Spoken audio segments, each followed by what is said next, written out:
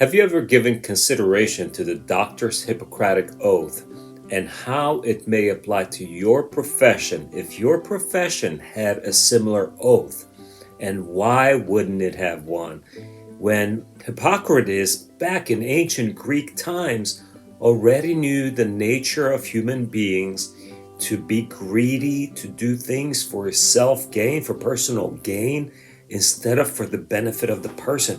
To me, when I first read the Hippocratic Oath, it seemed crazy that he would have to put this in here. It says, I will apply for the benefit of the sick all measures that are required, avoiding those twin traps of overtreatment and therapeutic nihilism.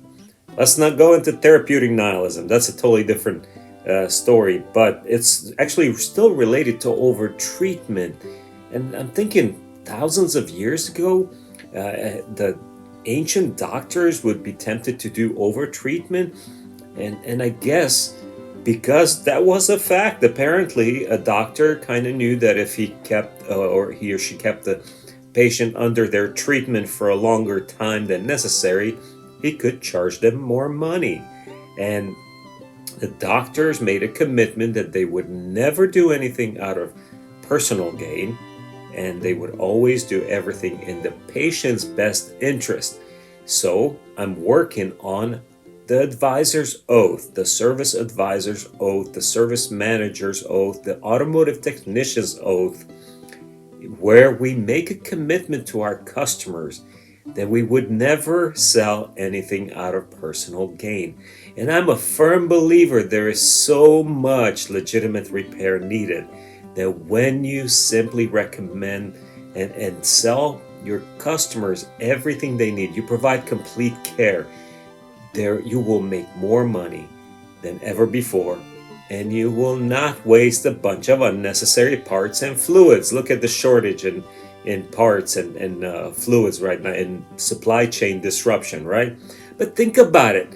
When you go to the doctor, if you have any doubt that what the doctor's recommending is for your benefit, if the doubt creeps in and you're thinking, this doctor's telling me to do this treatment because that's where he makes the most money, you're in trouble. And of course, hopefully that never happens. Hopefully you have so much trust in a doctor, but even doctors have to be careful with how they present the work to make sure that you, the patient, understand and trust their recommendation. That, again, the doubt doesn't creep in where we start thinking that this guy's doing this for his own financial gain.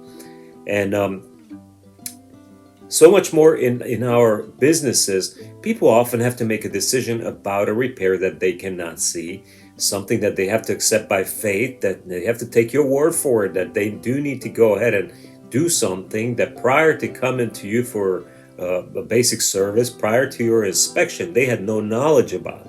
Next thing you know, you're asking this person to spend $800, $1,600. However, when from the beginning you present your customers with the service advisor's oath, that you commit yourself, that you will do everything based on integrity, that you would never recommend anything that doesn't benefit the client.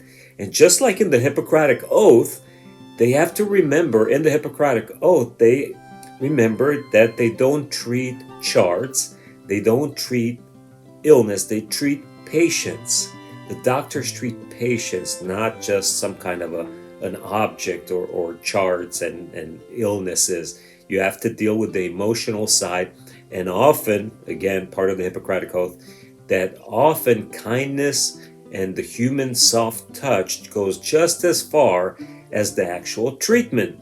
So again, I started out with, I will avoid the twin traps of overtreatment and therapeutic nihilism as part of the Hippocratic Oath.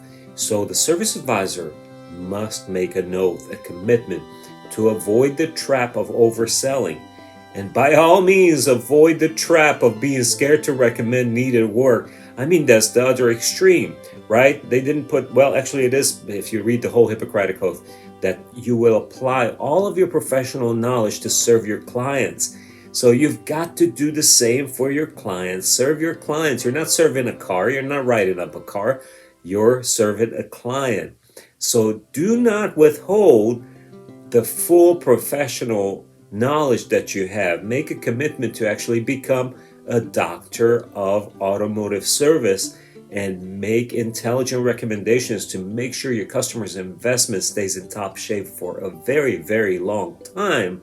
So, with confidence, with the oath of the advisor, you look your customers in the eye and you recommend things that benefit them, that protect them, that bring them enjoyment, and your customers will love you for it.